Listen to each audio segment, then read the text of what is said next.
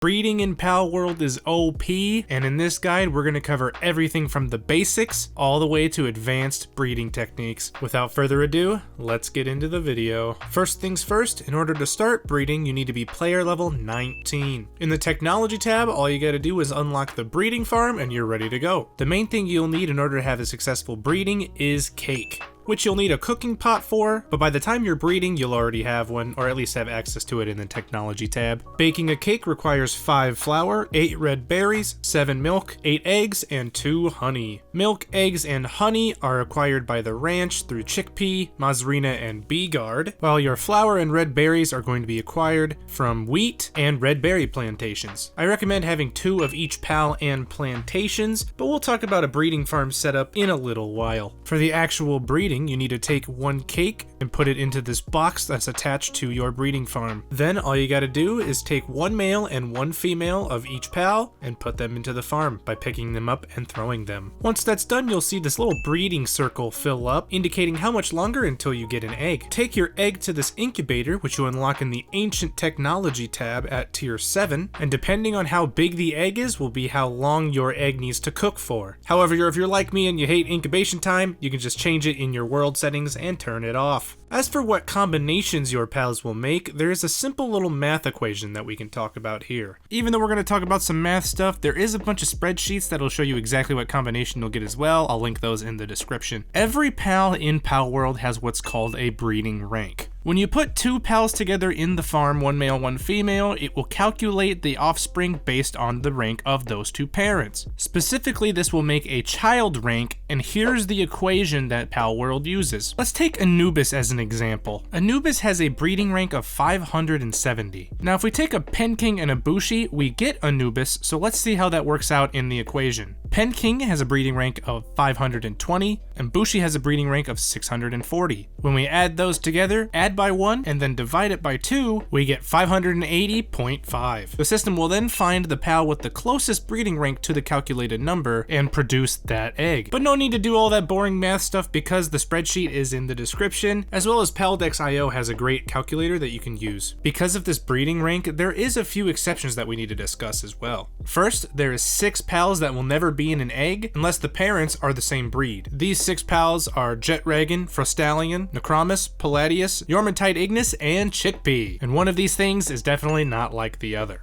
There's also a total of 23 unique combos, but let's discuss the ones that don't actually appear in the wild. If you take a Suzaku and breed it with Yormantide, you'll get a Suzaku Aqua, a really good endgame breeding pal. The second one takes a Frostallion, the legendary steed of ice, pairs it with a Hellzephyr to get the Frostallion Noct. The rest of the unique combos can be found in the wild or alpha pals. So now let's discuss how to build an amazing breeding farm. If you don't change your breeding settings, you might need more, but I removed my incubation time, so 3 pens is totally enough for me. Make sure you have enough beds and a hot tub, as well as your food bowl, enough for all 6 of your pals, or however many pens you have. I actually have a full other base that's just dedicated to making all of the ingredients for the cakes, as well as all of the pal food for my party and my base pals that I would ever need. And then of course make sure you have the right amount of ranch pals and plantations for your cakes. Now that you know how to breed and how to set up the best breeding farm, let's discuss the best combos that you can use in the game, no matter where you're at in your playthrough. Remember how I said breeding was so OP?